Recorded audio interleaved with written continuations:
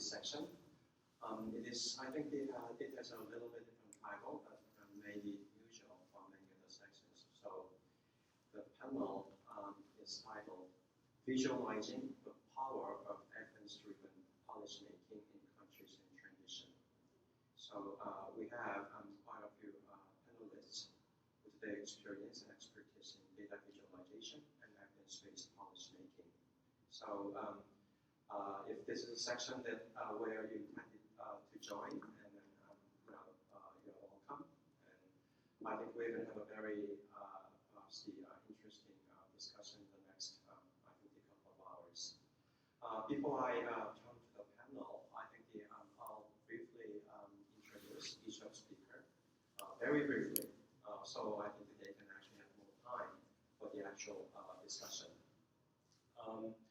And before I do that, I think the one thing I'd like to kind of say, perhaps you noticed, there are increasingly more the sections on data visualization these days, whether this is the JSM conference or the other conference of statistics or data science. So I think that is the one important trend. We try to visualize the data information in a way that we can tell a story. And this is a very powerful tool that I feel we can use for very important research. Second sort of, I think, the theme that I'd like to mention here is that this panel tried to use this tool of data visualization to make a case when it comes to evidence-based policymaking, with their focus in countries in transition. So that latter part is kind of unique. Perhaps some of you had a chance to attend some of the sections during this JSM where they talk about evidence-based policymaking. And this is kind of, I think, the approach we've been talking a lot, especially in developed countries like the US, UK, and many Western European countries.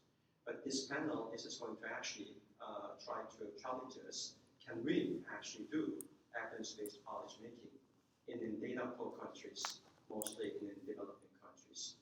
So I just want you to kind of bear in mind those two kind of themes, and they are going to try to triangulate those two areas in their panel. So I think given that, if I can just introduce briefly each of these panelists, and then they are going to start their discussion. So from my left, I think if I mention your name, please raise your hands. John Wan. She's the program associate with International Strategy and Reconciliation Foundation. And this is the 501c3 nonprofit, the NGO based in Washington, D.C. And she's transitioning to become a data scientist. And she has her training at the University of Iowa in statistics with her master's. And the next speaker, Hannah Cho. She's also, I think, affiliated with ISL Foundation and currently working as a research intern. And she studies the linguistics at UPenn in Philadelphia. And next panelist, I think we have Ariel Lee. Okay. Ariel is research intern with ISL Foundation, and she's been contributing to this interdisciplinary research devoted to public health and evidence-based policymaking since a year ago. Next speaker, we have the Dr. Igor Barahona from Mexico. Thank you. And he has a PhD in statistics and operations research from the University, please forgive my pronunciation here. Can you say Universitat Politécnica de Catalunya? Is it close? Okay, and based in Mexico. And I think his research expertise has a lot to do with the use of statistics for investigating social phenomena, sensory analysis of food and beverages through multivariate methodology, and application of the computational statistics to analyze the big data. And then last panelist, we have Star In. Star is a data scientist currently working for U.S. Department of Commerce, and he works on promoting and innovating new data products across the department holds a BS in economics and mathematics from Canisius College, and then his master's in statistics from Carnegie Mellon. So we have a very, I think, good, the group of the panelists with their expertise. So now let me turn to Gian to start today's discussion. And one thing I'd like to kind of say up front, if you have any questions, feel free to raise your hands, and I'm happy to have your questions or the comments chimed in, so I can make this whole panel conversational.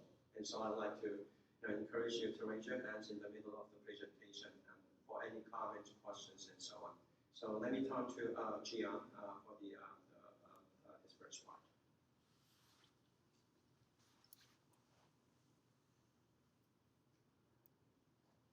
Thank you, Dr. Chen. Good afternoon. If you would like to follow along with us, here's the link to the presentation. So before I start, I would like to acknowledge our team members who have been with us for the past year. And without them, the research project would not have been possible. So here's a list of our research co-authors. Here's an outline of what we're doing today. So I will start with an introduction of our research questions and then the methodologies. Then Hannah and Ariel will join me and they will discuss policy challenges in developing countries. And that will give us a kind of an idea about what's still left to be done in countries in transition. Then I'll come back to you and I will talk about the two key ideas in our research project, evidence-based policy making and data visualization. Then the whole team will come up here and then we will talk about a few data visualizations that we have been able to develop in the past year or so. Then I'll come back here last and offer my conclusions and suggestions for future research. So I would like to start this off with an example. In 1996, so quite a while ago, the Tanzania Essential Health Interventions Project was launched with support from the International Development Research Center of Canada. And what they did was essentially collecting a large amount of data by conducting household surveys in 2 districts in Tanzania. And then after that, they did something they called the burden of disease analysis. So they essentially figured out what kind of disease would cause the most harm to the people in those 2 districts. Then they allocated the funding so that more money would actually go into the diseases that caused the most harm. So what was the result of that project? Between the years of 2000 and 2003, there was more than 40% reductions in infant mortality rate in those 2 districts. And so that was very significant. And this is one example of evidence-based policy making with application in developing countries. And this is the first key idea of our research. Then the second key idea is data visualization. And a lot of you are probably familiar with the idea of data visualization. It could be understood as the use of graphics for researchers to communicate their ideas.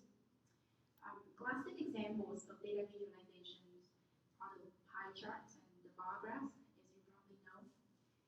Nowadays, data visualization could be used to communicate ideas about a wide variety of topics, from immigration, the example that I'm having up here, to the days of the week where workers are murdered, to information about cookies. And all of these examples are taken from latimes.com. So data visualization is very useful. We use it to communicate a lot of types of ideas and messages to our audience. So in our research, we want to marry these 2 ideas. We want to look at data visualization and the role of data visualization as a tool of evidence-based policy making. So under that purpose, given that purpose, we set out to answer 4 research questions.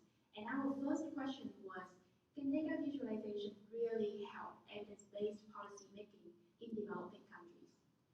If so, what are the challenges and what are the advantages in developing countries compared to the situation in developed countries? Then of course we have to look at the data. What data sources are available? Can we combine the data? If so, how can we do that? Then of course we want to know if we could create a few demonstrations of data visualization and how can that inform policy making process. And last but not least, we want to look at the merits and the drawbacks of evidence-based policy making and data visualization. So those are our 4 research questions for the project. And here's how we set out to answer those questions. The first task was to identify reliable data sources. And so the data that we used are publicly available. They come from the United Nations. They come from the World Bank. We also used a few data sets from survey and census data about the DPRK, or some of you might know as North Korea. And those data are reliable because they were gathered with support from UN agencies from the United Nations. Then this project is actually a continuation of a team effort from last year. So we looked into a few principles of data visualization, and we applied that to this year's research as well. The tools that we used were mainly R, so we used that very extensively. I think Star, he also used JavaScript and Python in his data visualization. We also used Excel when we did data cleaning and combination of the data. Now I think Hannah and Ariel will join me and they will discuss the challenges in developing countries, just to give us an idea of what's still left to be done.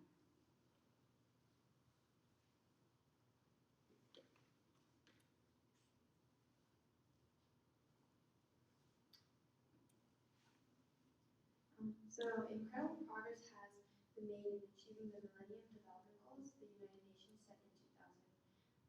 However, there still remains major issues in developing countries, such as poverty and hunger, gender inequality, child and maternal mortality, disease, environmental sustainability, and setbacks due to crises, shocks, and vulnerabilities. Much work still needs to be done in these areas in order to accomplish the UN Sustainable Development Goals by 2030. In the following slides, Ariel and I will expand upon these issues using data visualizations and information taken from the UN MDG report of 2015 and associated studies. So the UN MDG to eradicate extreme poverty and hunger had 3 different targets. The first target was to have the proportion of people living on less than $1.25 per day. Although the number of people living in extreme poverty globally fell by 1 billion people, the world's extremely poor people are still distributed unevenly across 2 regions, South Asia and Sub-Saharan Africa. This can be seen in the data visualization on the left, with Sub-Saharan Africa showing the least progress. Additionally, women face a greater risk of living in poverty. As the data visualization on the right shows, in 41 countries, women are more likely to live in poor households than men. The second target was to gain full and productive employment for all people. However, the data visualization on the left shows there is a lack of employment opportunities in comparison to the growing labor force. Young women especially are disproportionately affected by this problem. Again, we see this issue of gender inequality in relation to poverty. Although the proportion of workers living in extreme poverty has largely decreased, nearly half the population of employed people are still working in vulnerable conditions, as shown in the data visualization on the right. The third target was to have the proportion of people suffering from hunger by 2015. As seen in the data visualization to the left, the proportion of undernourished people in developing regions has decreased by nearly half. However, differences in hunger prevalences continue to exist across regions. The data visualization on the right portrays that the pace of reduction in the Caribbean, Oceania, Southern Asia, and Sub-Saharan regions has been too slow to reach target. Overall, much progress has been made to decrease the proportion of people living in extreme poverty and hunger. However, in order to achieve the goal of complete eradication, the world faces many obstacles and challenges. Additionally, the UN had a goal of eliminating gender disparity in primary and secondary education by 2000 and all levels of education by 2015. 5 of the 9 developing regions have achieved gender parity in primary education, as seen in the graph on the left. However, However, there still remains many countries that have not reached this target. In different areas other than education, women's political representation has increased, but is nowhere near parity. And furthermore, women are less likely to participate in the labor force than men, especially in Northern Africa, Southern Asia, and Western Asia, and they globally earn 24% less than men. The fourth UN MDG targeted to reduce child mortality by 2/3 by 2015. Although substantial progress has been made in reducing child mortality, with the trends that currently exist, it will take another 10 years for this target to be reached, and so then more children can and need to be saved from preventable deaths. Furthermore, socioeconomic disparities cause different rates of child mortality as seen in the data visualization on the left. Lastly, measles immunizations have saved millions of children's lives. However, as seen in the graph on the right, progress in implementing immunization has stalled since 2010, and thus between 2012 and 2013, the case of measles has actually increased. The UN MDG to improve maternal health included two different targets: to reduce by 3/4 by 2015 the maternal mortality ratio, and to achieve by 2015 universal access to reproductive health. The maternal mortality ratio has decreased by 45% worldwide. However, there are disparities in access to maternal health across different regions as seen in the graph on the left. Furthermore, only half of pregnant women receive the recommended amount of antenatal care. In order to assure a safe delivery, the UN recommends 4 appointments in order for the mother to receive a basic care package and to detect any warning signs early on. Unfortunately, there is a lack of basic data on births, deaths, and health. Globally, only 51% of countries have some data on maternal causes of death, which prevents effective policies from being created. Now we have Ariel to present the remaining issues.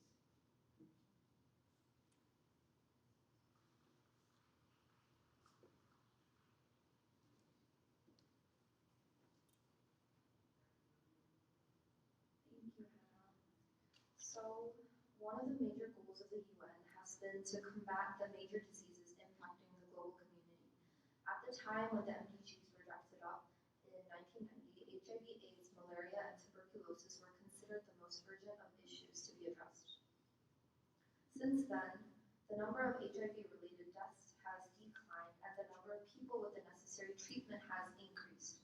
On the left, you can see that the number of AIDS-related orphans has been decreasing since 2009. Still, the problem is heavily concentrated in sub-Saharan Africa. Millions of orphans still need protection and knowledge of disease prevention is low. The bar graph on the right depicts two things: comprehensive correct knowledge of HIV and actual use of condoms during higher risk sex. As you can see, although men are relatively more educated on the issue, the general percentage of awareness remains quite low. Another disease that has been a part of the UN agenda is malaria. If you take a look at the graph on the right, you can see that the proportion of children sleeping under insecticide-treated mosquito nets in some countries in sub-Saharan Africa has increased drastically. As a result of such prevention efforts, the general trend of malaria incidence rate in blue and malaria mortality rate in red has been decreasing steadily since 2000. In fact, the global incidence rate has decreased by 37%. Still, malaria remains a public health challenge, and only 20% of children with fever receive a malaria diagnostic test.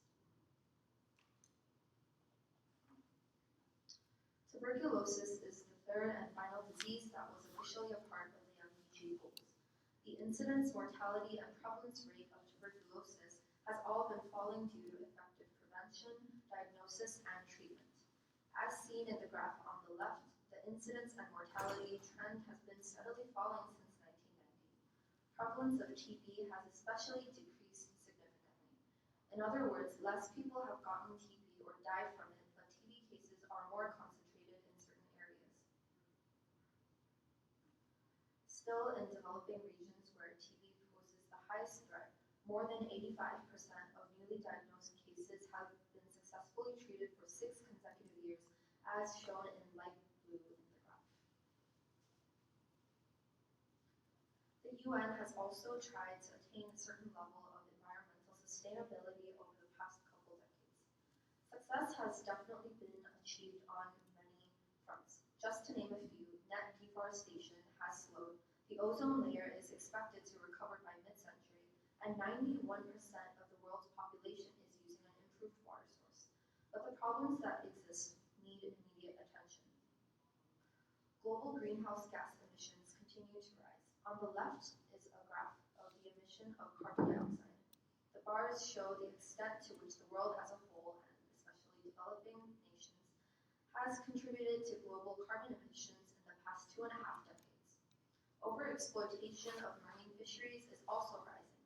On the right is a graph illustrating the current status of marine fisheries. The actual number of fish landings is increasing, but the fish stock within their safe biological limits is decreasing. Loss of biodiversity continues to be a struggle for the world's species. As depicted in this graph, birds, mammals, corals, amphibians, and cycads have all been experiencing a downward trend towards loss of diversity. This has especially been dramatic for corals, as seen in orange on the graph. Although there have been developments regarding basic sanitation and use of improved sanitation facilities, huge disparities exist between rural and urban communities. This graph shows the difference in proportion of population using improved drinking water sources in blue and sanitation facilities in red, in urban and rural populations as well as the world in general. On the left, the darker the blue, the better, and on the right, the lighter the red, the better. As you can see, in urban communities, the leftmost blue and the leftmost red, the colors show a majority of dark blue or light red. However, the world average is brought down significantly by the rural areas. Despite the efforts of the multiple organizations working to improve the realities of the world, unexpected crises and unforeseen problems have impeded progress. Firstly, the 2008 economic crisis severely affected sub-Saharan African countries, especially as many depend on primary commodities for export. The Ebola outbreak affected not only health facilities and factors, but also the number of school-attending children. As many developing countries are agriculture-based, they are vulnerable to natural disasters, which will only worsen due to climate change. Lastly, political instability and conflict has been a major factor affecting all areas concerning the government and citizens. Although these were unexpected problems, valuable lessons regarding crisis management can be learned and applied to future scenarios. Now, Jiyoung will talk more about evidence-based policy.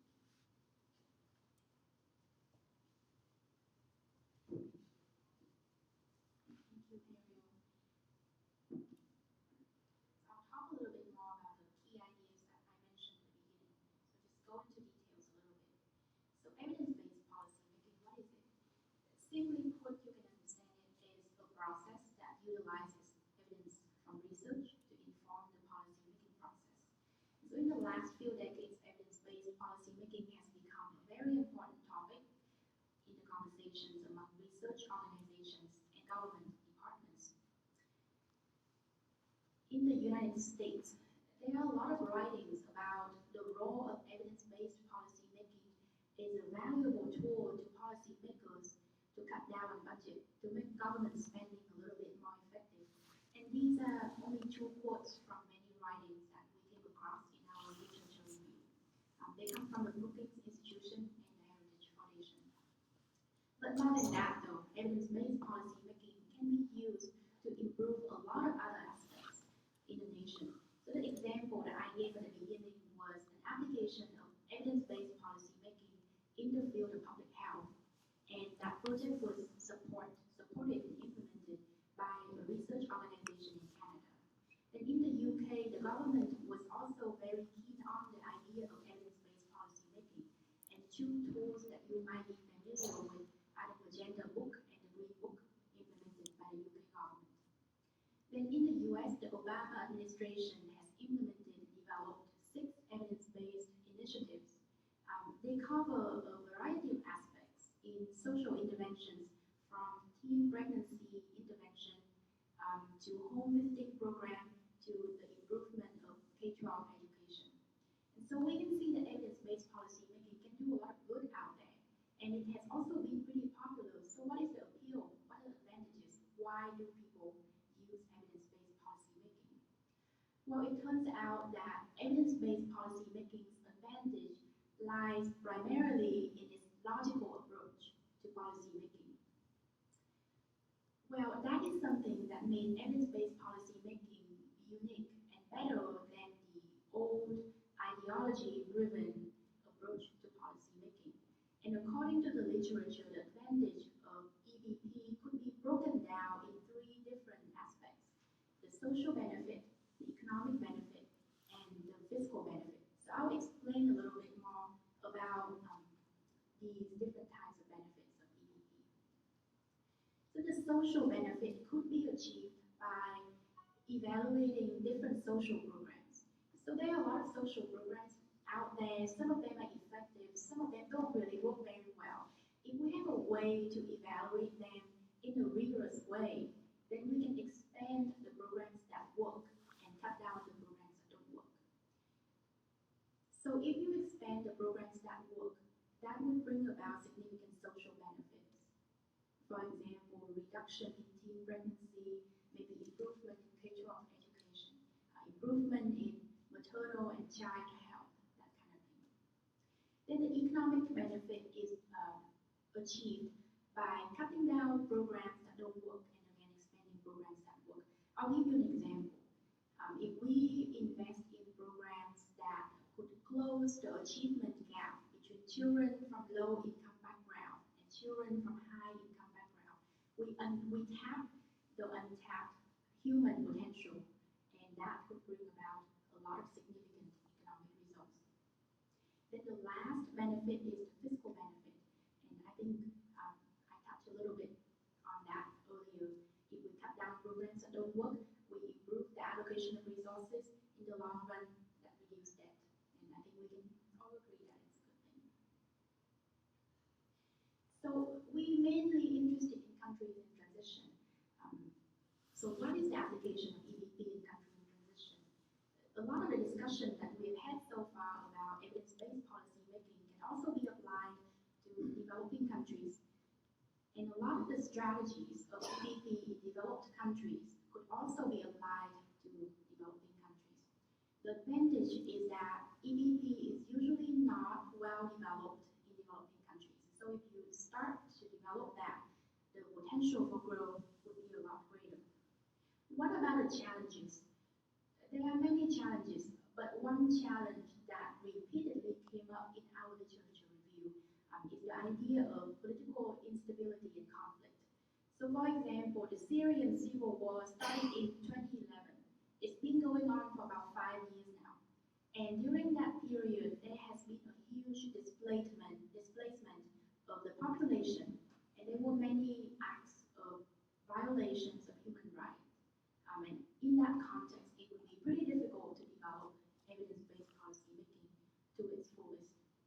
So that's one major setback in developing countries. And there are other major challenges out there. Now, I will talk about the second key idea of our research, and that is data visualization. There are many definitions of data visualization out there. And this is probably the best known definition of data visualization dating back to the 1999. Simply put, data visualization could be understood as the use of electronic tools to promote accurate understanding of the data. And so I think that under that definition, the role of data visualization is actually twofold.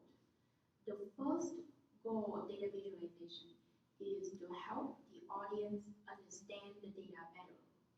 Then the second goal is for the researchers to be able to communicate their messages to their audience, whatever that message might be.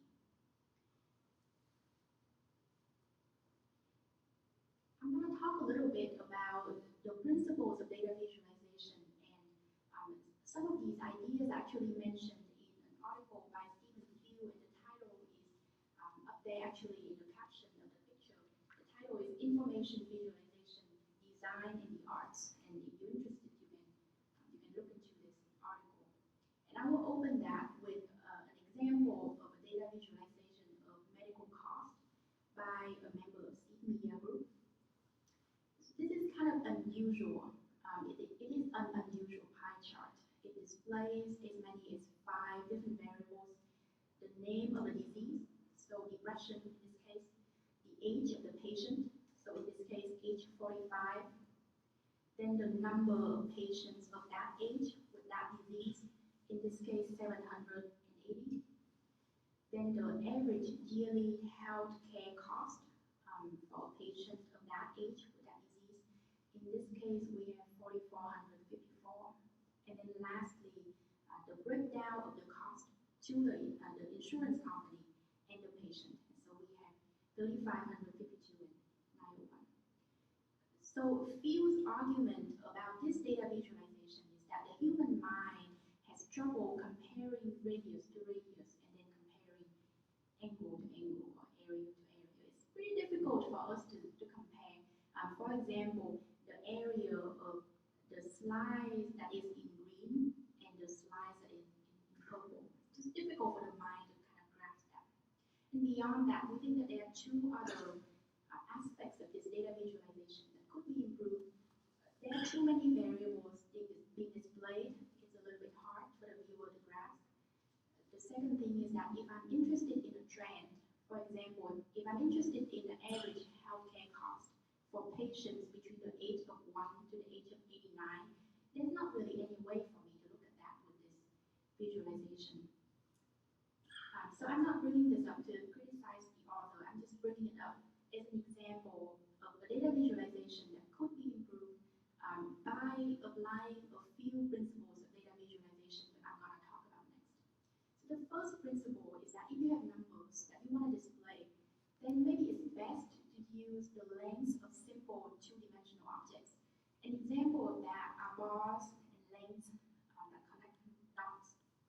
And the reason for that is that if you look at bars, if you look at lines, your mind have to compare 1-dimensional objects in a 2-dimensional plane, and that's easy to do. Now, if you present the audience with angles and areas, they have to compare 2-dimensional objects in a 2-dimensional plane, and that's more difficult to do. So one example of this principle is a visualization of the presence of TB in North Korea from the globaleconomy.com, and it's a simple visualization. It's just a bar graph, but it draws our attention to the simple increased trend of the presence of TB in North Korea. And we can see that it's been on the rise since about 2007. So it's simple, but it gets the job done.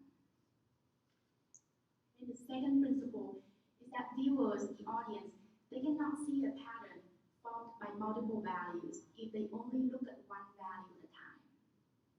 So how do we overcome that? We overcome that with lines. And this is an example. It's actually a snapshot of the animation showing the temperatures from Bloomberg.com. And there are 2 things going on here. The first thing is that each line shows a year. And the line on top, actually the bold red line on top on the screen there, is the temperature for the year 2015. And what it means is that we look at this visualization, we can see very quickly that the temperature for the year 2015 has been the highest since 1880. So that was the first thing. And the second thing is that if you look at each individual year, so for example, if I'm interested in the year of 2015, I can see the pattern of the temperature for that year quite well. And by the way, this visualization is looking at the temperature in comparison to the average of the 20th century, which is why November and December have higher temperatures, because they are higher than the average. So they're not comparing temperatures of November and December to June or July, but to other Novembers and Decembers in other years. And we can see clearly that the temperature in the winter have been higher than the average of the 20th century. And the third principle is that that if you have multiple ideas that you're trying to display in multiple countries, as in this example, showing multiple graphs could be a better way of doing it. And this is an example of the cumulative asylum applications from 2011 to 2015 from LAtimes.com. It's only an extract, but we can see pretty easily that Germany is the country that has had the highest number of asylum applications during that time. It's easy, turns out us. And the last principle is that the audience should be able to focus on the data that they are interested in. And this is an example that compares North Korea and South Korea from theguardian.com. There are actually quite a few variables here.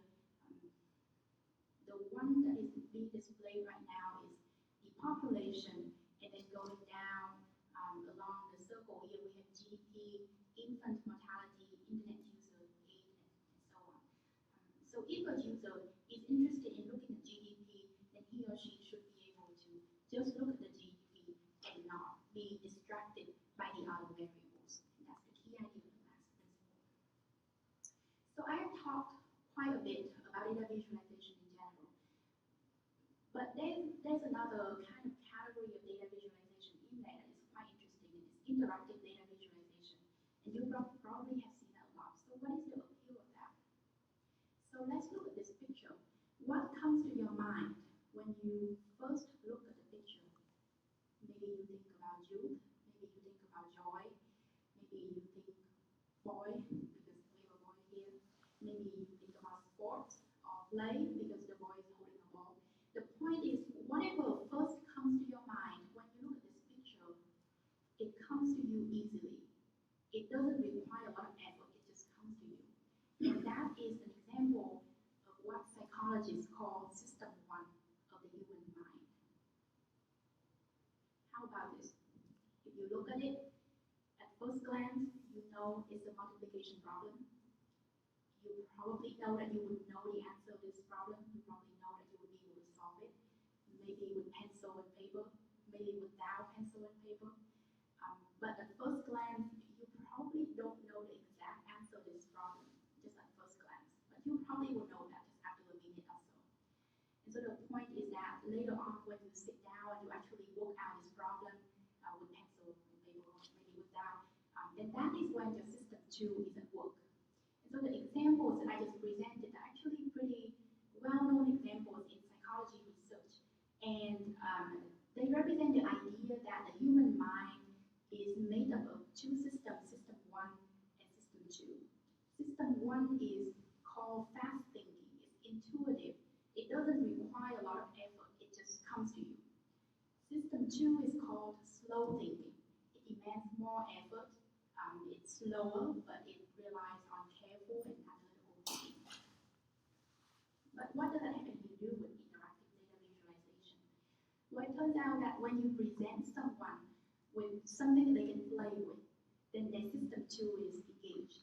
So if I present an interactive data visualization that requires my audience to kind of play with it, maybe choose a few variables, maybe clicking around, maybe zooming in, then that asks for their system 2 to be engaged.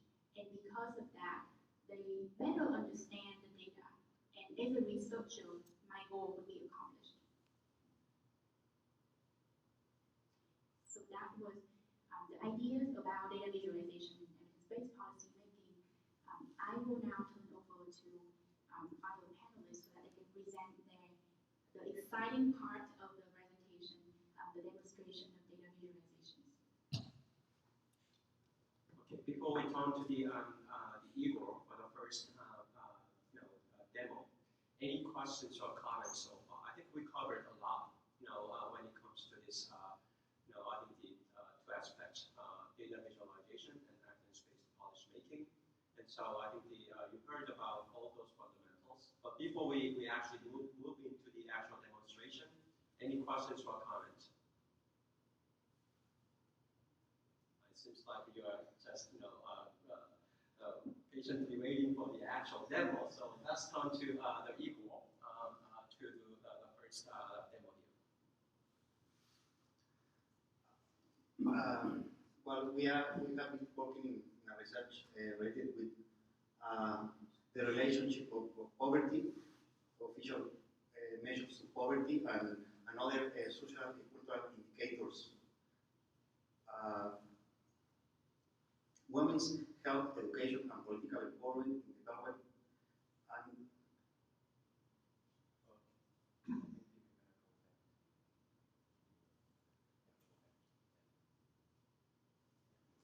right. Sorry. Well, I'm going to skip this because this I want directly to the results. We are referring to 7 variables in the social context and 3 official measures of poverty. These measures are collected by the Mexican government and are free to access by the website. And we are contrasting 2 periods, the year 2000 and the year 2010.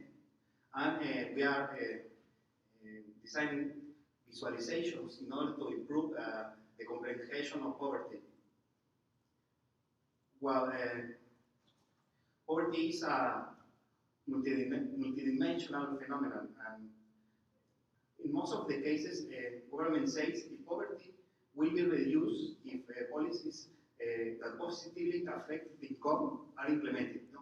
If people is making more money, poverty will be reduced, but not always is the same. Not always is the case. There are another variables that interact with poverty, and that is the helpful part of visualizations, that we can just realize what variables in addition to income affect poverty.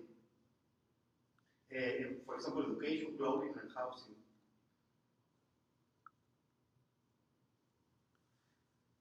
In Mexico, the organization or the institute that collects official measures of poverty is named Coneval. Well, it's the National Council of Evaluation of Social Development Policy. They provide an official definition of poverty, which gather 8 dimensions, or is operationalized in 8 dimensions, that is income per household, educational backwardness, health services, deprivation in food, social services, level of quality in housing, basic housing services, and social cohesion. How we measure poverty is really important. It's extremely important because it allows us to understand poverty, allows us to better analyze it, and finally create policies in order to reduce this phenomenon. For this reason, measurement policies can be of tremendous practical relevance. Well, there are 3 objectives in this research. 7 variables are associated or are investigated in relation with 3 official measures of poverty, 2 periods, year 2000 and in contrast to year 2010, and the visualizations. This is the complete framework. The number of TB, the number of hours that the TB is on in household in average is this indicator really got us our attention, because in Mexico people watch lots of television, almost like at 7 hours per week. It's a lot. I don't know how much is this indicator in US, but in Mexico is above the average, 7 hours per week, something like that. The Opportunities Program is a program. This is the program specifically for tackling poverty in Mexico. The government designed this program in order to combat directly the poverty. The archaeological places, public libraries, the number of deaths. We are believe that the deaths and murders are closely related with poverty. The poorer, the more violent the area, or the poorer, the more violent the state, and the unemployment rate. The poorer the state, the higher the unemployment level. And three levels of capabilities. Poverty means that well, the rudest or yes, the feeling poverty could be considered like the most, the gravest, because it refers that people doesn't meet even the income for feeding, for eating. So it's the lowest level in poverty. In the second level, capabilities level, people is doing well with feeding, but in addition, but is not doing well with educational services, health services, and finally, the third level is the highest level, and people is doing well with feeding, with capabilities, but he's not doing well with, people is not owing nothing. He's not owing a house, or he's not owing a car, or a land, and even he's accessing to health services and educational services, and eating well, but not having property. This is the three levels of poverty. And methodology, I'm going to skip the methodology completely. I'm going to directly to the visualizations. This is a correlation matrices. In year, the most interesting part here is in year 2000, we find unemployment was positively correlated with measures of poverty. So, just making the assumption that probably the poorest in the country watch more television. But correlation is not causation, but we can just believe it or make this a possible assumption. In contrast to 2010, it changed to negative correlated with poverty. So this result is very interesting because it moved from negative to positive. In addition, unemployment has the highest number of negative correlations. Informal economy, the informal economy is plays a key role here. Mexicans with truncated elementary school get almost the 90% of the informal jobs. So around 60% of the jobs in the country are informal. Around 28 millions of the population have some type of the informal job. The total population of the country is 110 millions. So 28 millions have some type of informal job. And this is very good. So what does informal job mean? What does that mean? Informal job is they are not considered in the social security system. In order to be formal, you have to be registered in the social security system and be considered in the statistics. This number is obtained by the academics and other researchers that are doing, but it's not an official number because it's not published by the government. This is an academic, an article published. At the end, I want to provide the reference. So this is very interesting. Here we conducted the principal component analysis and projected but the 10 variables subject to analysis and the 32 states that compose the country. So in this area, we can find that the three levels of poverty are quite related to each other, and the inertia captured by the first two components allow us to compare these two charts. So here we have this chart. We can say that this is the chart of poverty. Well, this part of the chart is the poverty part, and three states are identified as the poorest of the country: Guerrero, Oaxaca, and Chiapas. Guerrero is the state where 43 students were murdered 2 years ago, and it was like a huge scandal in the country. It's among the poorest in the country. So it brings us attention that even this a very poor country is not correlated with murders, but it's not. In contrast, the states correlated with unemployment, Mexico City, Nuevo León, Jalisco. What this chart is telling us,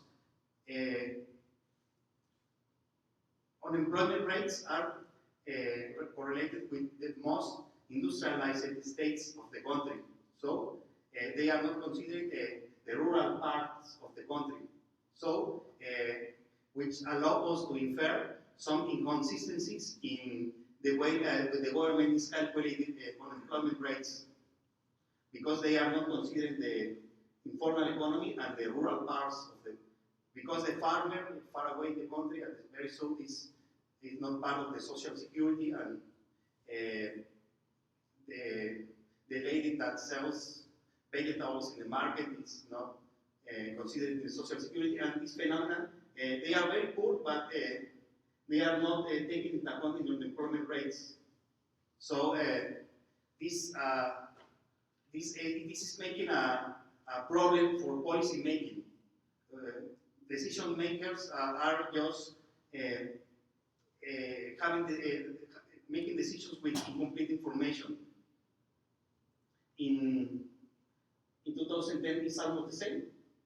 Unemployment continues opposite on direction.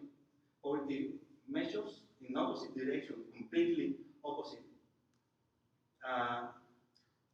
Opportunities is quite similar to archaeological places. Okay, I'm going to skip and move forward. Here we have the evolution of poverty.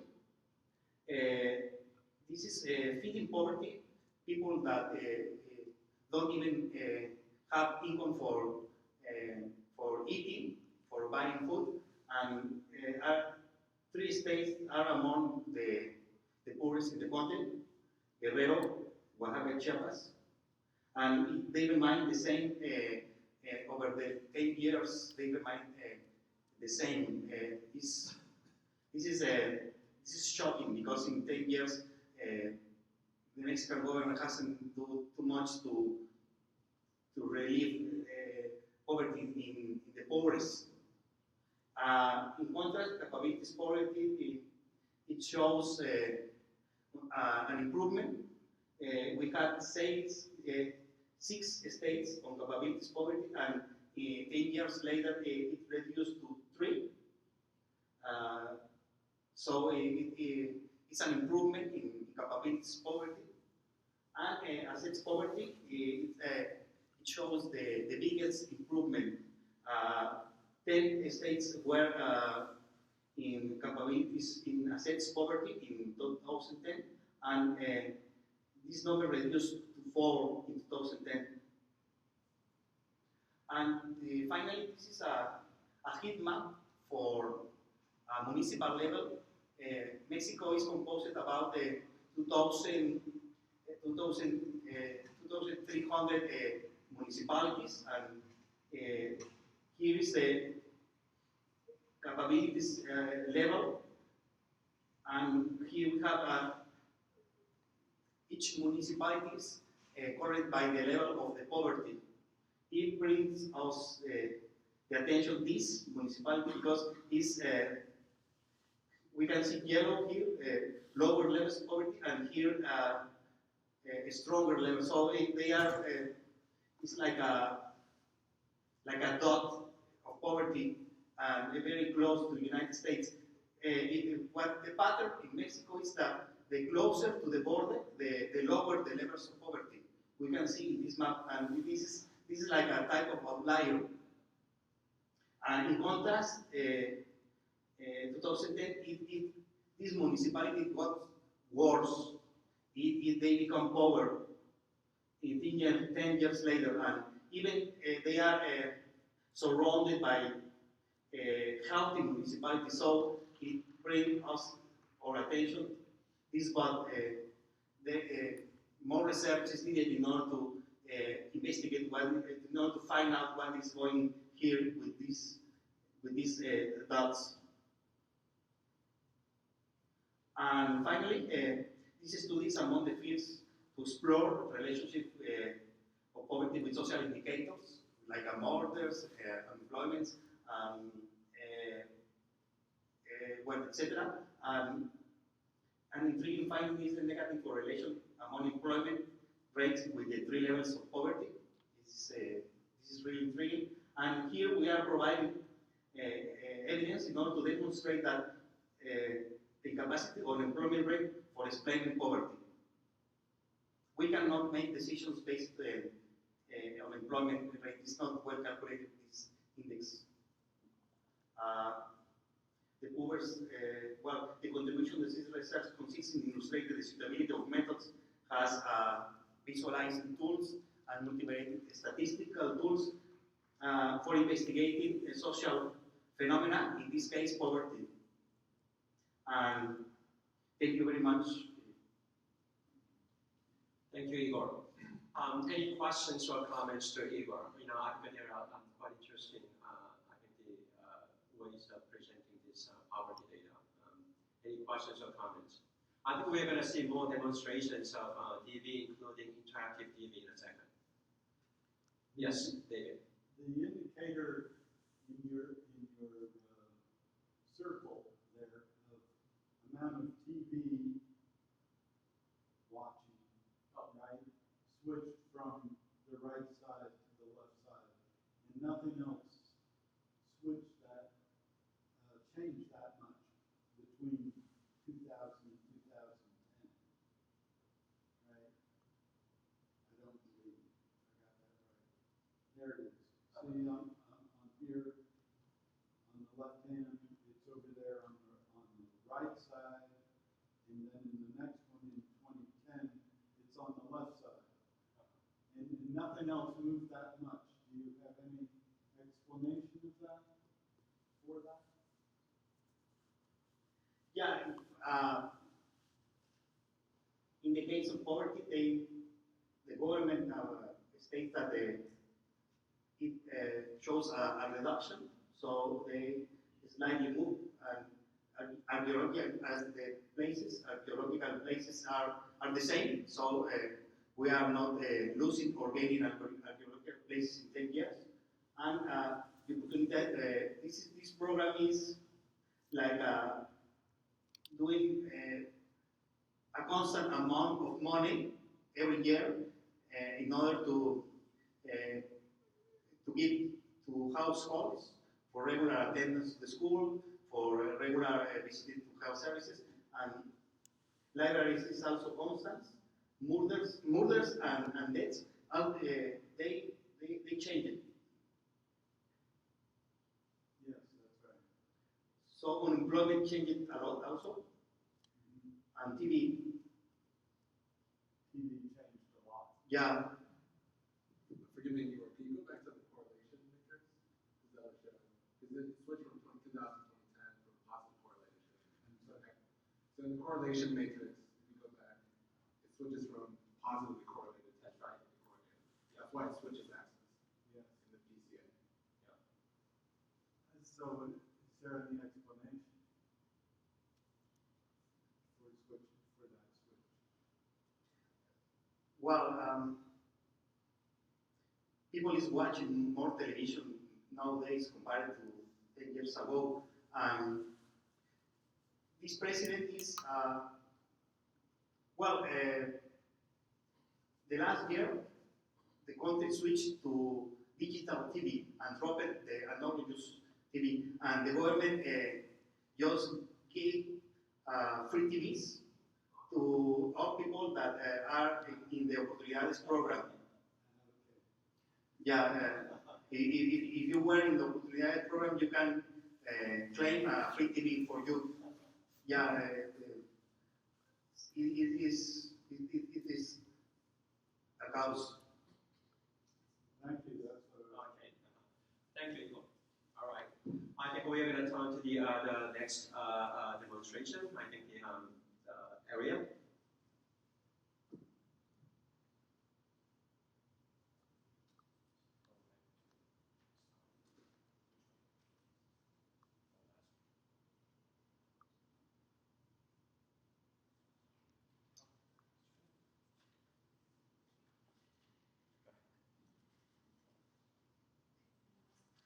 So for my set of data visualizations, the title is Women's Health, Education, and Political Empowerment in Developing and Developed Countries and Evidence-Based Policy Implications.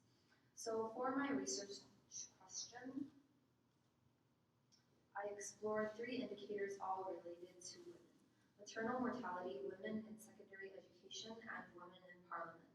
My original purpose was to see whether there was any correlation between any of the 3 factors and to see whether slow progress for women's health in developing countries was due to prejudice against women or deprioritization of the needs of women. So maternal mortality was chosen as an indicator for the health of a set of vulnerable women, and I thought that this data point would show a certain trend that could serve as the basis for my research question. This particular set of box graphs shows the maternal mortality ratio of developing and developed countries in 5-year intervals from 1990 to 2015. The colors were added in order to help see the different years throughout the presentation. As expected, developing countries had a lower maternal mortality rate. The developing countries definitely had worse maternal mortality across the years. Still, there was less of a difference on average.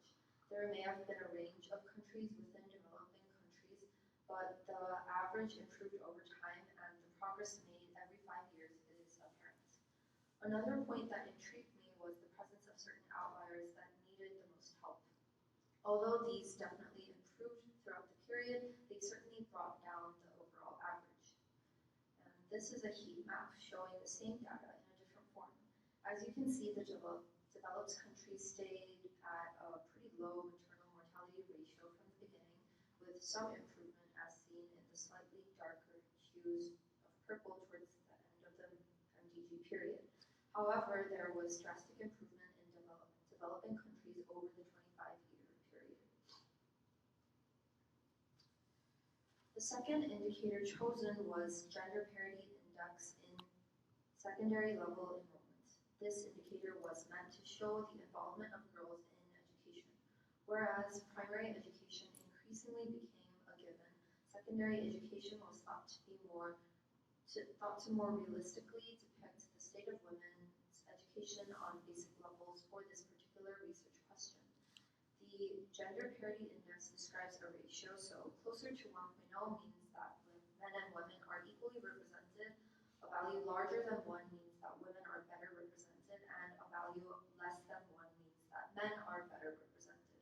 As you can see, there is a huge range for developing countries, although the average for developing and developed countries are similar around the 1.0 mark. There are many outliers for both developing and developed countries, whether the values are lower or higher than the average. And no data was available for this particular data set for 2015, so that was not included in the data visualization. The proportion of seats held by women in national parliament was chosen because political power is considered the highest level of women's empowerment by the UN.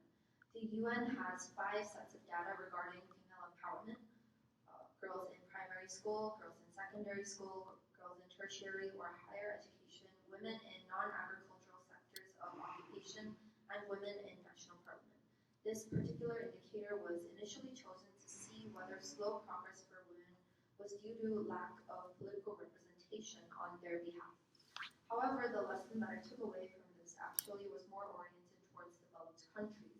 Regarding women in parliaments, the range was large on both sides, and overall developed countries have made much more progress than developing countries over the years. In 1990, there was a definite difference seen between developing and developed countries, although developed countries did However, over the years, the developing countries have pretty much caught up with the developed countries in some cases, although the overall average is slightly lower and there is a huge range. No data was available for 1995, so that was not included in the visualization. But as you can see, a clear trend of sorts can be seen from the data available. Sorry.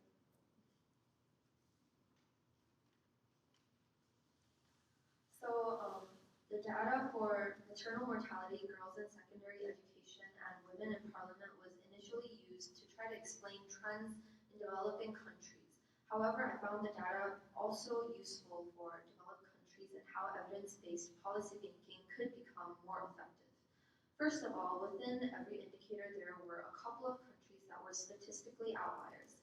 These countries were the ones bringing down the world average. These countries would have to be focused on more than others in the future. Second, within the developing country category, there was a huge range. Some countries had proportion of seats in national parliament held by women that were greater to or equal to or greater than the proportion of most developed countries. Therefore, the umbrella term third world country or developing countries no longer seems to be a great method of approaching improvement of the world. Third, developed countries have to work on their empowerment of women. Relative to the advances in health and education, women are not seeing proportionate involvement in government and politics. This societal problem is one that the developing countries are falling behind on and must focus on in the future. Although the trends seen were not expected, the data has shown tangible results that policymakers can use as guidance in making more informed decisions. Next, Hannah will talk about her data visualization. Okay, before I know, we get to Hannah. Any questions or comments to the Ariel's DV demonstration here? Okay, then please on to Hannah.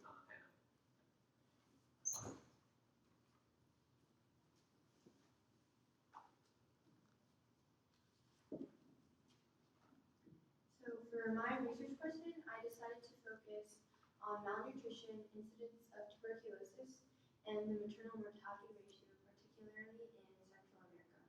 I wanted to see whether or not there was a correlation between malnutrition and key health conditions, assess how different countries' health conditions changed over time with the implementation of MDGs, and offer how health policy in Central America should be changed in the future. So the region that I focused on is the Mexico-Central American region of developing economies as defined by the World Economic Situation and Prospects of 2012. So this is a line plot that represents the percentage of underweight children under age 5 by country of the 7 different countries: Costa Rica, El Salvador, Guatemala, Honduras, Mexico, Nicaragua, and Panama. Underweight and stunting are two indicators that the World Health Organization uses to assess malnutrition. So in this data visualization, we can see that Honduras, the purple line, has the highest drop in percentage. Costa Rica, the dark blue line, has the lowest percentages overall, and Guatemala, the green line, has the highest percentages overall. The black line, which represents the average percentages for the Latin America and Caribbean region, is only above the percentages for Costa Rica and closely follows the pink line that represents Panama. This means that most of the countries represented in this line plot have percentages of underweight children far worse than the average percentages of the Latin America and Caribbean region. The line plot presented on this slide represents the prevalence of stunting, height for age of children under age 5 for the same 7 countries. Looking at the whole graph, El Salvador has the highest drop in percentage, but if we look at the data starting from 1990, Honduras has the highest drop in percentage. Again, we see that Costa Rica has the lowest percentages overall, and Guatemala has the highest percentages overall. This time, Costa Rica is the only country that is below the line that represents the Latin American and Caribbean region. However, overall, all of the countries are on a decreasing trend. Mexico saw a fairly large increase beginning in 1990, when the other countries saw the beginning of a decreasing trend, and this may have been due to the Hurricane Diana that occurred in 1990 and the repercussions that the country faced. This line plot represents the incidence of tuberculosis per 100,000 people for the same group of countries. Again, we see that Honduras had the highest drop of incidence, reflecting its highest drops in percentage of stunting and underweight children. The timing of when the drops occur seems to be around the year 1995. Additionally, we see that Costa Rica has the lowest incidence of tuberculosis. In this graph, we can see that Mexico and Costa Rica have incidences of tuberculosis that are below the average incidence of tuberculosis for the Americas. As opposed to the line plots for stunting and underweight children where all the countries had decreasing trends, this line plot seems to have countries that have trends where the countries experience relapses and the incidences seem to get a little bit more worse over time. This next line plot portrays the maternal mortality ratio per 100,000 live births in the same countries. We see that Honduras has the steepest drop in maternal mortality ratio from 1990 to 2000. Interestingly, in Honduras, the drop in maternal mortality is before the drop in incidence of tuberculosis by approximately 10 years. Again, we see that Costa Rica has the lowest percentages. Both Mexico and Costa Rica are countries that have ratios that are below the average ratios for the Americas region. Overall, Nicaragua has the highest percentages, and Panama seems to experience nearly no change in their ratios from 1990 to 2015. So it seems that there is no direct correlation between malnutrition and key health conditions such as incidence of tuberculosis and maternal mortality ratio, and this may be because the DPs developed did not factor into the potential effect of time lag between potential cause and effect. However, I discovered interesting trends that were apparent and for the most part consistent in each of the data visualizations. First of all, Costa Rica consistently had the lowest percentages, incidences, and ratios of negative health conditions. All of the health indicators, except for percentage of underweight children, had a steady decreasing trend.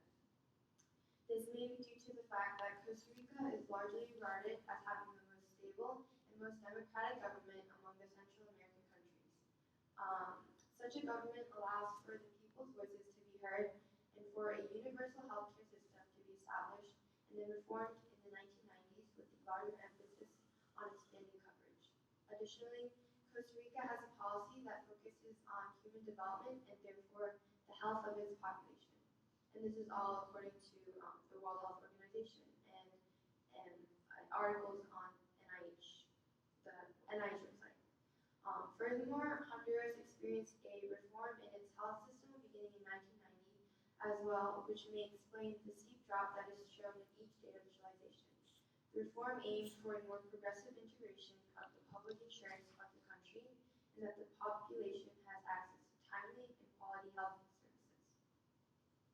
Looking at both Costa Rica and Honduras, it seems that healthcare systems that focus on spreading coverage and providing quality basic health services through public insurance seems to work and help improve the health of the population. Policymakers could research further into these two countries' health systems and see why the reforms worked and use them as examples for other developing nations. Countries like Guatemala, which consistently had the highest prevalence in regards to malnutrition and was still fairly high in incidences of tuberculosis and maternal mortality ratio, have health systems with high levels of private expenditure and unequal access to healthcare facilities.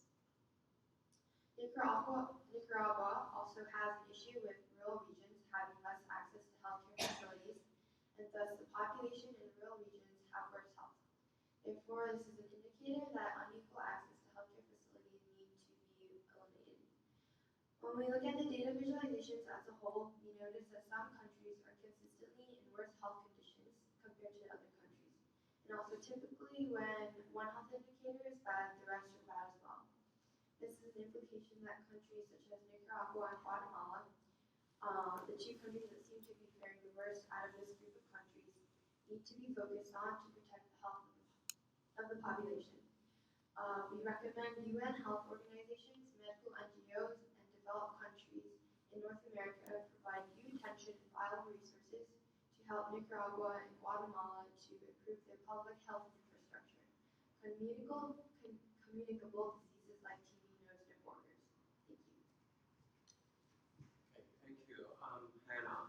Any questions or comments? Yes, please. The whole black line that you were benchmarking against, those 7 countries, were they within, how many countries are in that America? So how many countries are within Within that one data point for the black line, were the 7 a subset of that plus 20? Yeah, the 7 were a subset of that, and then plus other countries. Plus all the other. Yes. Any other questions or comments? Okay, let's turn to the next TV, this time with North Korean data, perhaps. Right?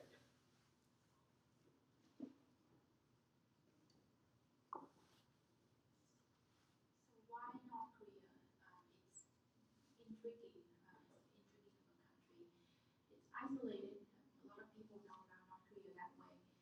We use data that was gathered with support from UN agencies, and this is the first visualization that we have. This used data from the 2008 census of North Korea, table 18, and we visualized the maternal mortality rate. And the reason why we chose this variable is because MMR is used extensively by a lot of organizations, like WHO, to kind of give an insight into the status of the health of the women in different countries. And MMR is defined as the number of women who die from pregnancy-related causes per 100,000 live births. And if you look at this visualization, it's a map of the DPRK. The provinces that are displayed here are coded in different colors depending on their level of MMR. At the top of the legend, the bar, the deep green, 85 to 90 of MMR, and the province with the highest maternal mortality rate is Yangon, and it's in this area of the country, so kind of up north. Then the province with the lowest MMR, between 65 and 70, is actually the capital city, Pyongyang, so down here, more towards the southern part of the country. And I would encourage you to keep in mind this trend where the capital city seems to have a somewhat better health status compared to the rest of the country. And we took the same data, but we look at the percentage of maternal deaths in hospital. The other places that can have people dying at home and elsewhere, according to the data. So the hospital is only one category. And if we look at this data, the capital city, Pyongyang, down here, actually has the highest percentage of deaths at the hospital. And these 3 provinces, Yangon, South Hamgyong, and Kangwon, form a series of 3 provinces that seem to have lower percentage of deaths at the hospital. So what does it mean? We looked at the topography of the country to try to explain what is happening here. Up here, the biggest circle, represents the location of Yangon. So if you remember 2 visualizations ago, Yangon is the province with the highest MMR. And the citizens happens to be at a place where the location is very mountainous.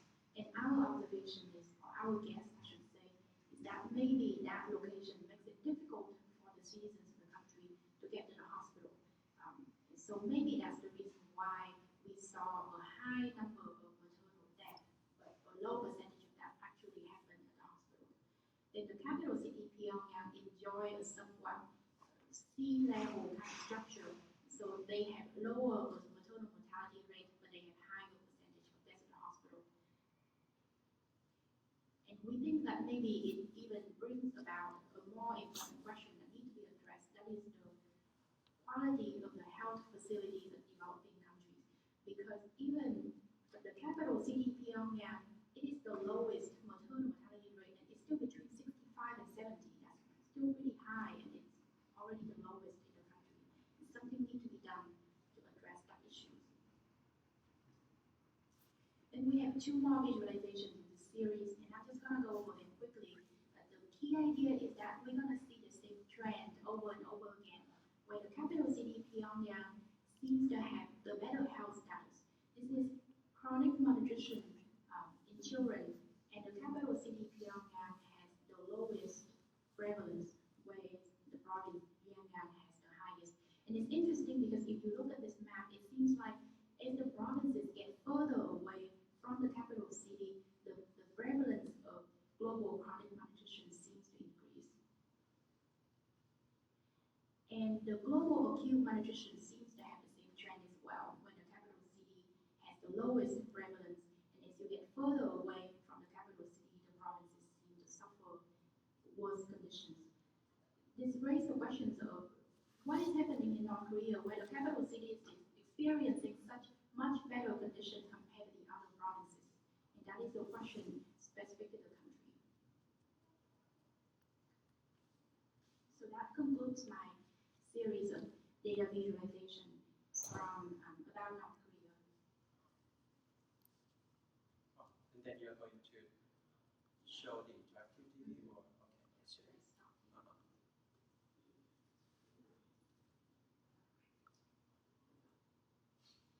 And the second series that I'm going to show is an interactive data visualization. And the data that I'm using come from the United Nations Millennium Development Goals in 2015. So the first variable that I was interested in is the percentage of the population that is suffering from undernourished condition. And this is a simple histogram. It's animated, so if I click the play button, you can see the histogram changes over the year. And something that I thought was interesting as we see this histogram is that back in 1991, we still had countries that fall in the category of 80 to 100% of population undernourished. But in a little bit, when this animation stops, the year 2015, here, we don't see any country in that 80 to 100% category anymore. We also don't see any country in the category of 60 to 80%. So what that means is that over the course of about 15 years, the status of the world has improved so that we don't have any country in the category between 60 and 100% of the population undernourished anymore, which is a good thing. Now the bad thing is, as late as the year 2015, we still have countries that fall into the category of 40 to 60%. 60% of the country population undernourished is a significant thing, and something should be done to address that issue. So those are the two key takeaways from this visualization. Then over here, I took the same variable, but I displayed it in a map of the world. And now the regions are colored based on their level of population undernourished from 0% to 100%. So the first thing that jumps out at you is probably that the region down here seems to be the region that suffered the most, and that happens to be Africa. And this is the year 2015.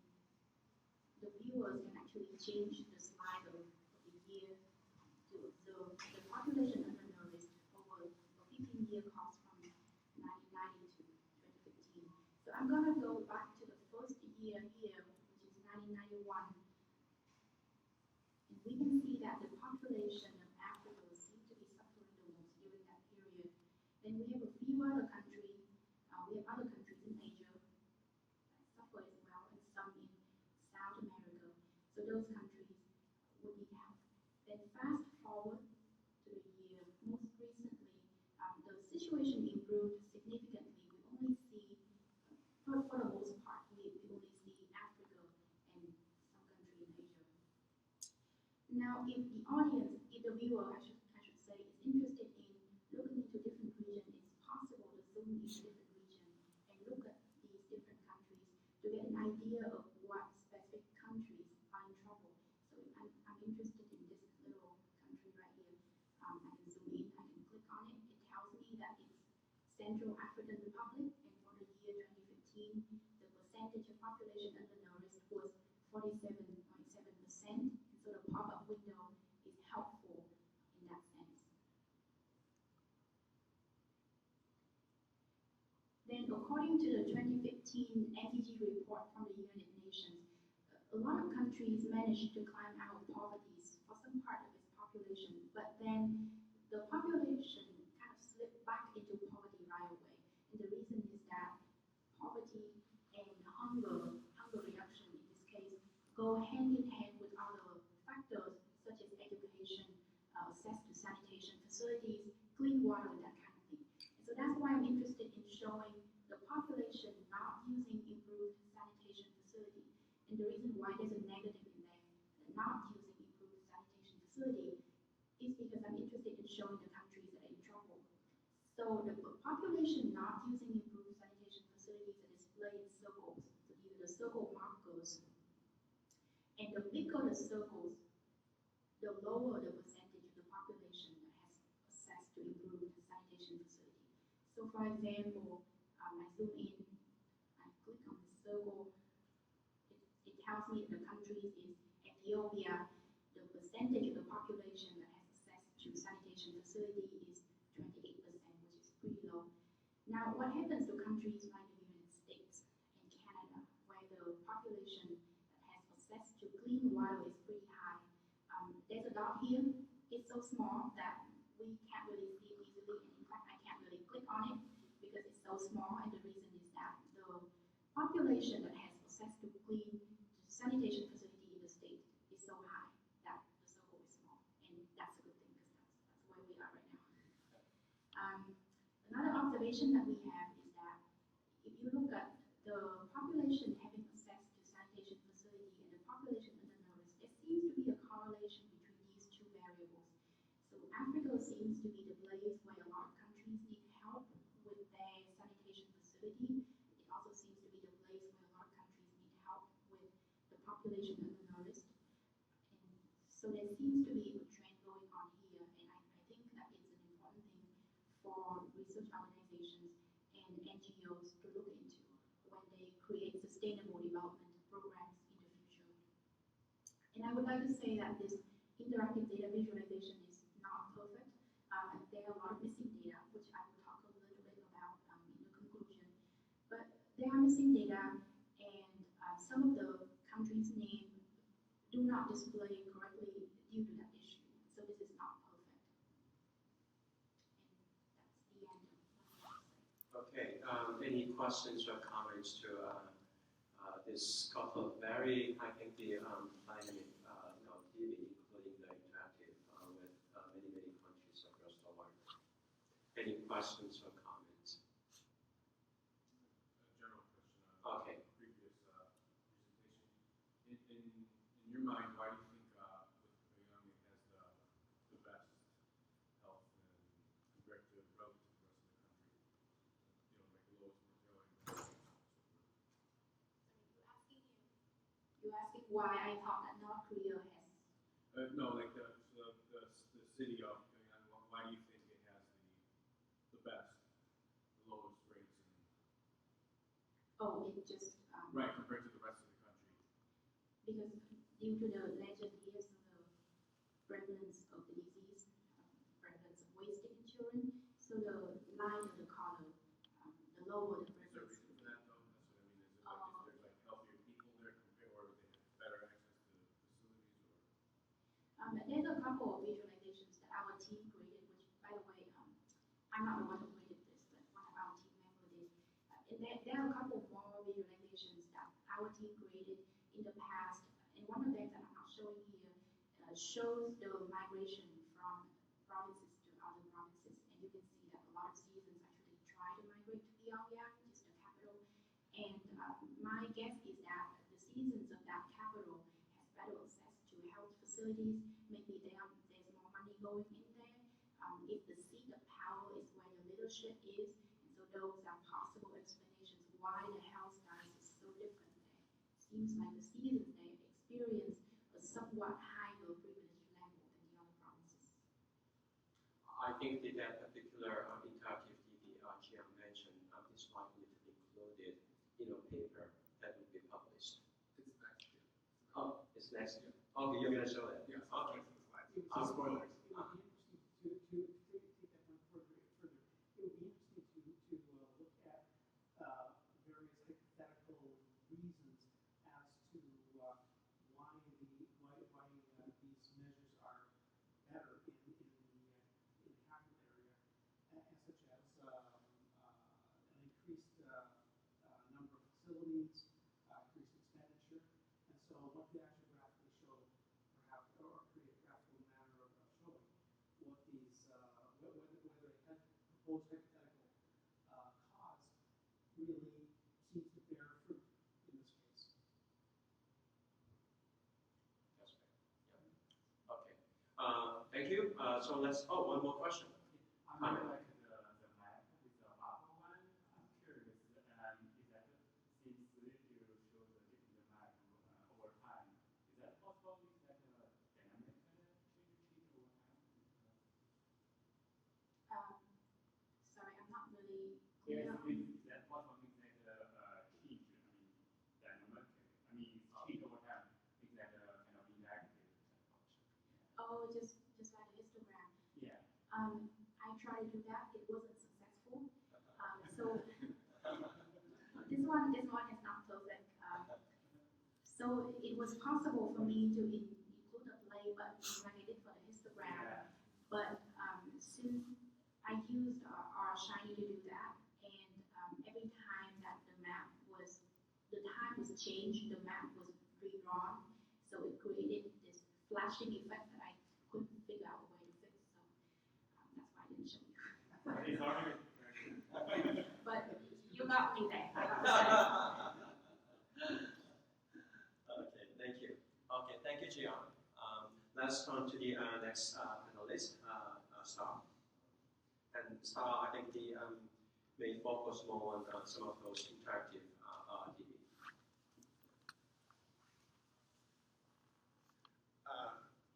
Let me just adjust this for a second. And I just wanted to say a reminder that this deck is online. You saw the URL mentioned before, and all the interactive DVs are available for you to interact with at your own time. So the first case example I'm going to go through is trying to visualize malnutrition and how it affects the population of Pyongyang. What is the human cost of that malnutrition? You saw GM mention quickly what is malnutrition. Well, it's essentially stunting. So if you have chronic malnutrition at early youth, it affects the rest of your life outcome. So in this first, and I want to thank GM for priming everybody to recognize the shape of North Korea. What I have here is the DPRK net migration population in the thousands against global chronic malnutrition. And so, for people who are aware, migration, labor force movement is a hallmark of well-developed countries. Right? The U.S. is particularly proud of its long history of being able to be mobile in their labor force. You see in DPRK, this is only measured in thousands. So the number of people that are moving from province to province is very low. But we want to see, given situations that are worse in certain provinces, do the people flee that situation to get to Pyongyang? And you'll see all the arrows sort of point, and I'm going to try to map this out for everybody to see. You know,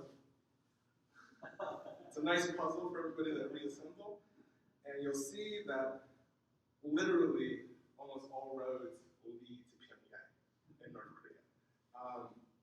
The blue lines are sized by the net migration in thousands, and you'll see that what's interesting is that the worst provinces, Yongbyon, that Jan mentioned, and let's see, South Hamgyong, they have multiple vectors. That they're not just, they're trying to find other ways just to get to even slightly better places. You'll see in particular that it seems that South Pyongyang, because of where it's geographically located, right above Pyongyang, is a staging area for many provinces. You see arrows from several provinces trying to just get to South Pyongyang.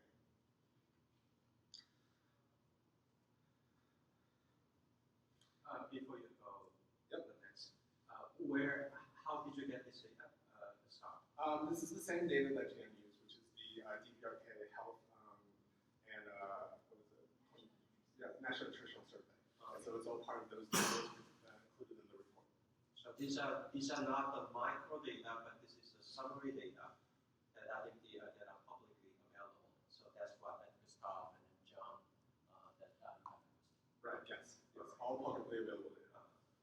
yeah, but UN never has never article come up with this kind of I think the data to show this migration pattern.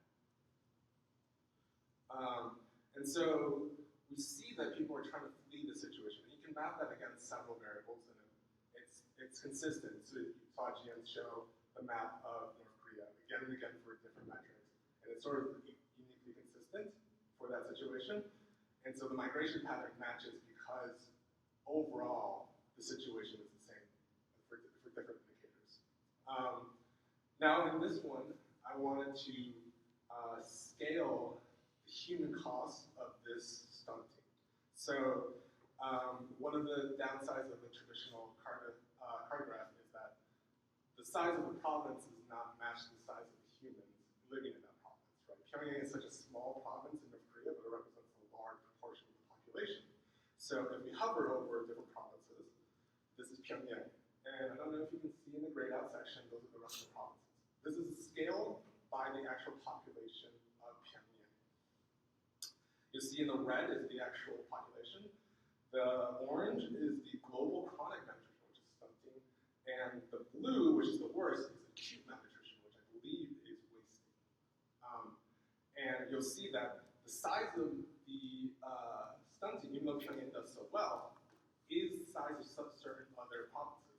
We can hover over Pyongyang, and if we scale that down, so the actual population of people living there is very small. But most of the population there is suffering. You can do this again and again for everything. We mentioned South Pyongyang before. This is the province of Pyongyang, which is right above Pyongyang. You can see how proportional it is to Pyongyang, the population. And this is the human cost involved in wasting and stunting. So I'll stop right here, I guess. This is just sort of the first set explaining sort of the malnutrition of DPRK. Okay. Any questions so far? Okay. What caught my ear was that you said that you guys have done things that maybe like the UN hasn't even considered.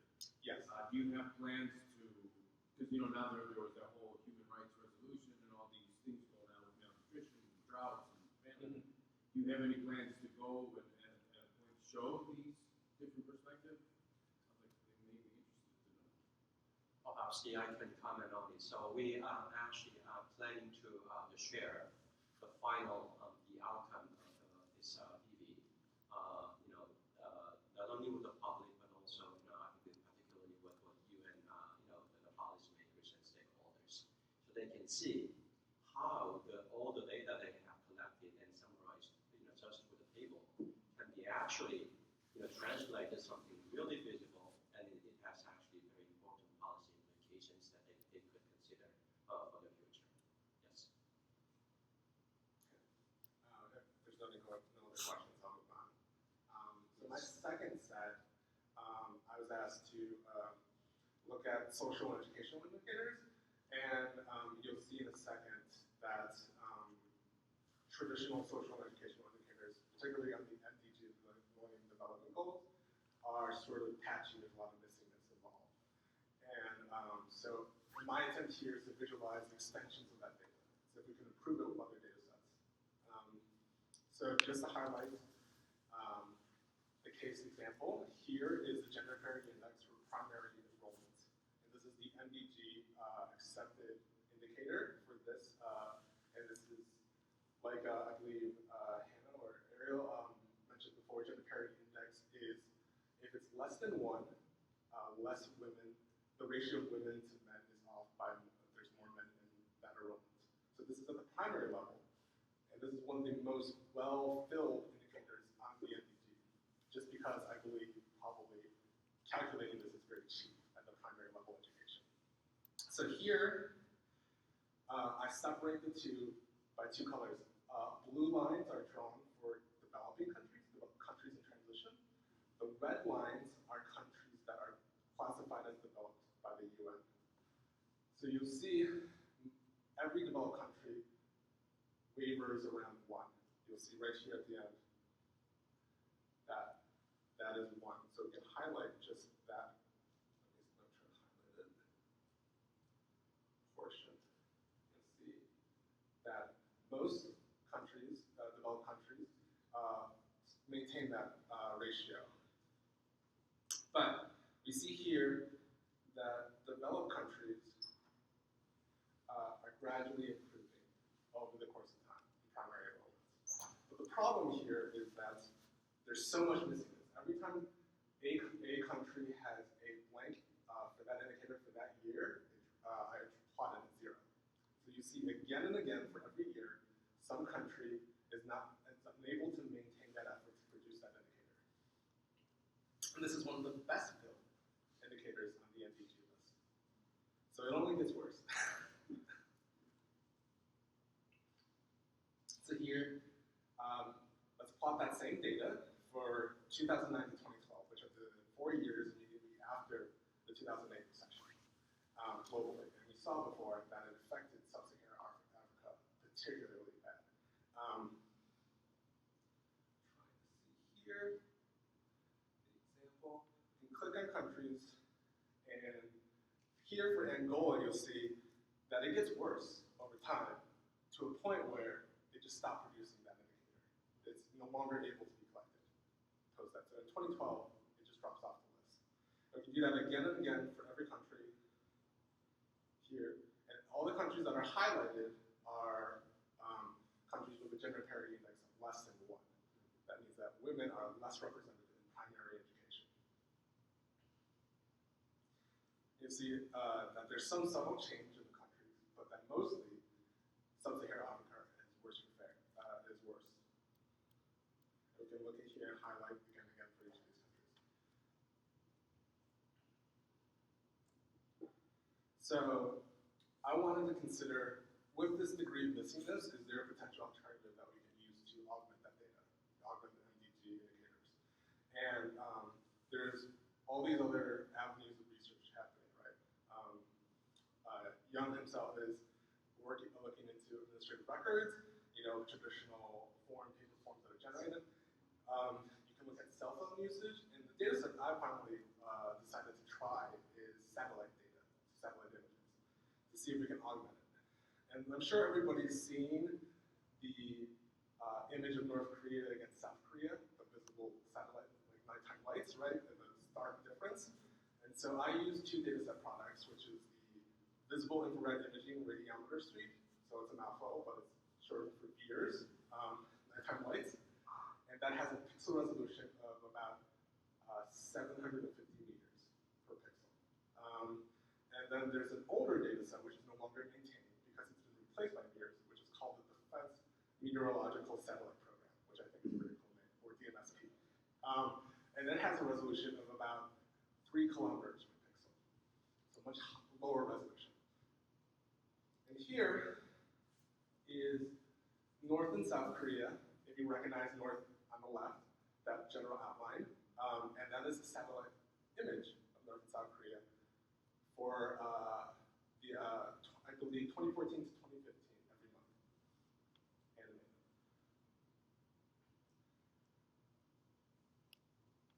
So how do we translate that image into usable data?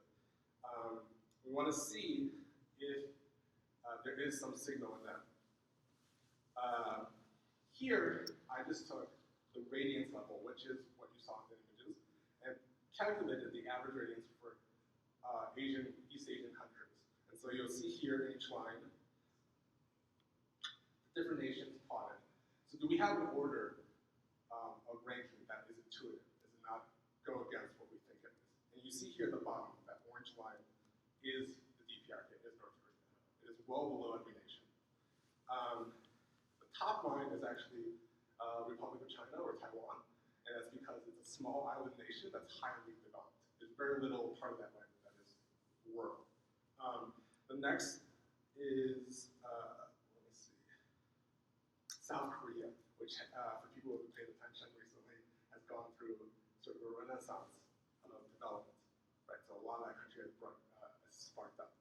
And you can see here that most Asian countries are in the middle, Japan included, has the right mix of rural to urban land. Now, with that in mind, can we look at the provinces within DPRK? Because our resolution is at 750 meters, which is well below the area of the province. We can look at the individual states of each province. And here, you'll notice that one line is Pyongyang, compared to every single other province in North Korea, which is every single line on the bottom,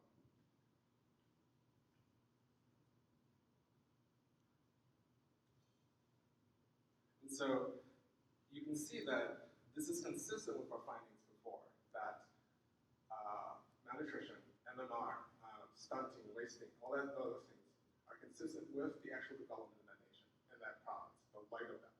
How it literally helps brighten shines.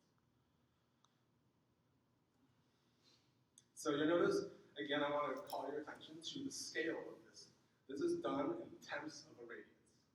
How small Pyongyang shines, how dim it is.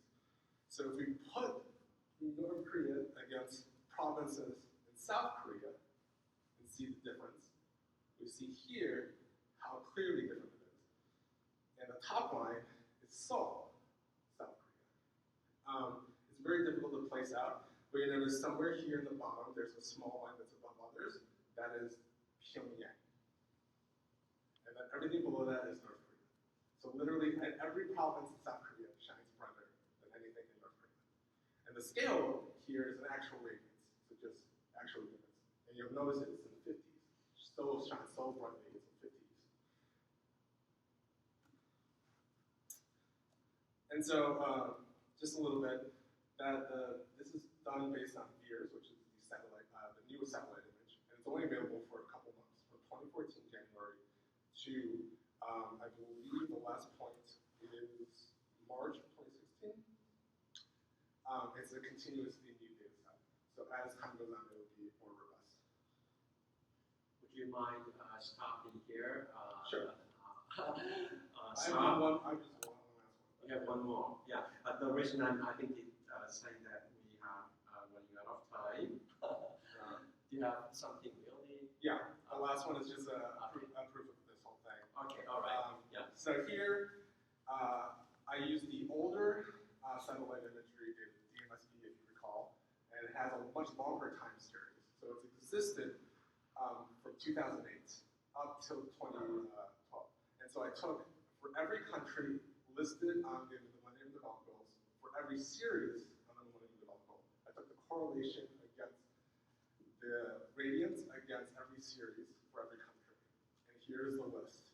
And you can highlight it, the correlation between series and DMSP, the satellite radiance, and how heavily correlated they are. So you can take the absolute correlation and sort it. And you can see that some of them are highly, which is, it requires more research, obviously, because it's correlation is not causation. But seats held in national parliament somehow is heavily correlated with how bright a country is. Children 1 year old immunized is heavily positively correlated with lights, how bright the country is, and so on and so on. We can look at the regular correlation, sort them that way, and see what are positively and negatively correlated. And here we have, again, the negative correlation, I believe is HIV prevalence, primary completion rate, and so on. And that's it for me. Okay, thank you, Star. I think perhaps you have some questions and comments, and I strongly encourage you to speak with Star after the section. And we ran out of time already, but I think I'd like to ask the GM just to make one perhaps the concluding sentence, for the on behalf of the whole panel, and then I think we are going to wrap up. Thank you for your very patient and then but very I think the engaging in this discussion. From all of that talk about data visualization, evidence-based policy making, I think we can all agree that data visualization is very useful. It illustrates a number of ideas. It helps us see the situation in developing countries in a clear light, and I think that is worth paying attention to by research organizations and NGOs. The big problem that we have with data visualization is missing data, so more effort should be put into collecting reliable and complete data sets. And with that, I will conclude the section today. Thank you, Jian. I think I just like to ask you to join me to I think just thank you for this great discussion, and also I'd like to thank to the audience for engaging this discussion, and hopefully we have more discussion after this panel. So thank you.